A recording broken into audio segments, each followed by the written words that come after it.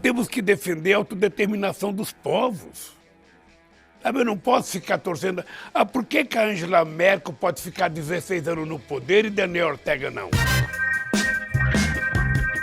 Fala, seus amados. No mesmo dia em que o excrementíssimo concordava com um seguidor do cercadinho do Alvorada sobre ser interessante aplicar o modo educacional nazista no Brasil, a imprensa, os isentões e a esquerda quebrando o tabuner ficaram escandalizados com as falas de Dilma a respeito da China e de Lula sobre o processo eleitoral da Nicarágua. Em live com o filósofo Silvio Almeida e o economista Elias Jabbour, que lançava o livro China, o Socialismo no Século XXI, a ex-presidente explicou por que admira o país asiático. Na visão de Dilma, é impossível não reconhecer os méritos de uma nação que sai do feudalismo para se tornar a segunda maior potência global. Dilma ainda observou que o avanço do país não foi realizado por meio de um processo sem equívocos, o que me lembra Rosa Luxemburgo dando aqueles esporros no Lenin sobre não esquecer que o oposto de democracia burguesa não pode ser democracia nenhuma. Mas o que incomodou realmente a mídia foi a parte em que a ex-presidenta comentou que a China representa uma luz na situação de absoluta decadência e escuridão atravessada pelas sociedades ocidentais. É preciso compreender. E a China, eu acho que ela representa uma luz, né, nessa situação de absoluta decadência e escuridão que é atravessada pelas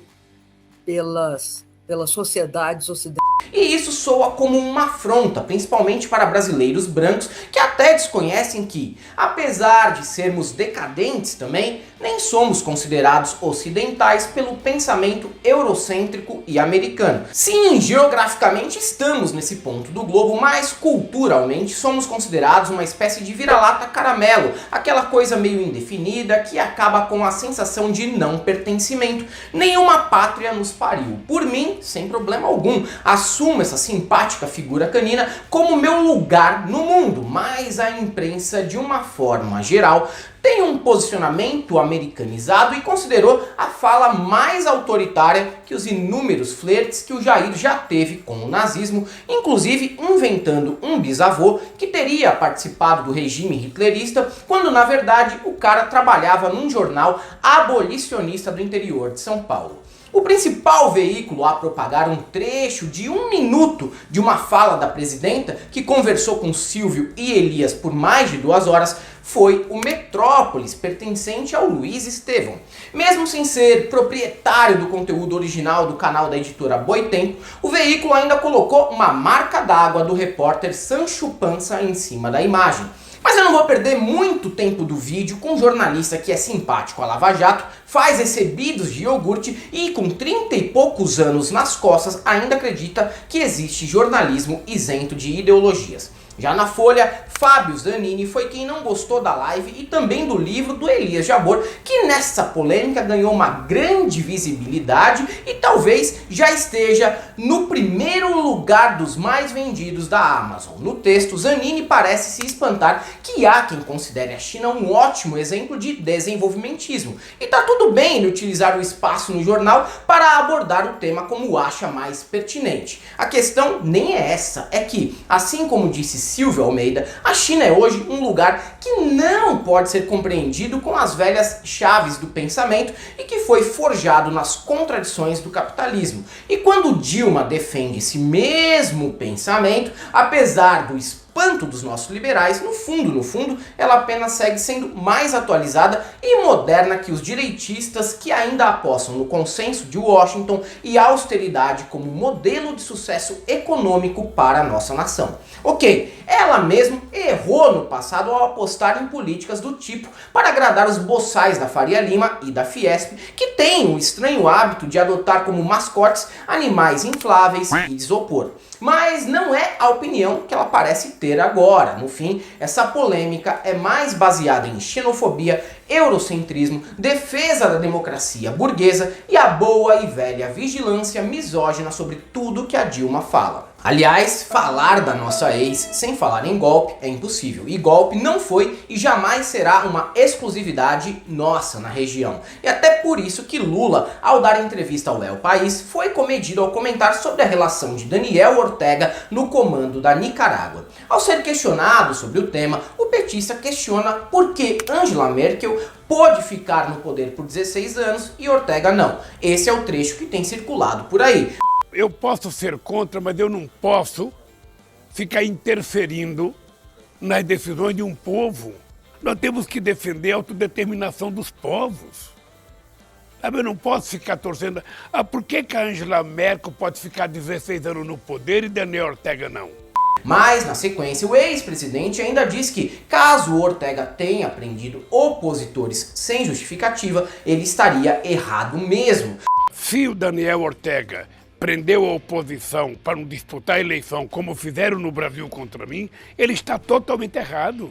Claro que esse complemento, para fins de desmoralizar o Lula, não tem tanta importância e é suprimido dos trechos que a essa altura já circulam no Zap Zap. Mas o que me incomoda numa discussão como essa é que as críticas nunca saem do lugar comum pautado pela Globo, Folha, Estadão, Veja e veículos liberais dos Estados Unidos e Inglaterra. Longe de mim defender o Daniel Ortega atual, que nada tem a ver com aquele da Revolução, do primeiro mandato ou até mesmo dos primeiros anos do retorno dele à presidência em 2007. Mas sabe o que nunca é discutido em temas como esses? A constante intromissão política dos Estados Unidos em processos eleitorais de países da América Latina.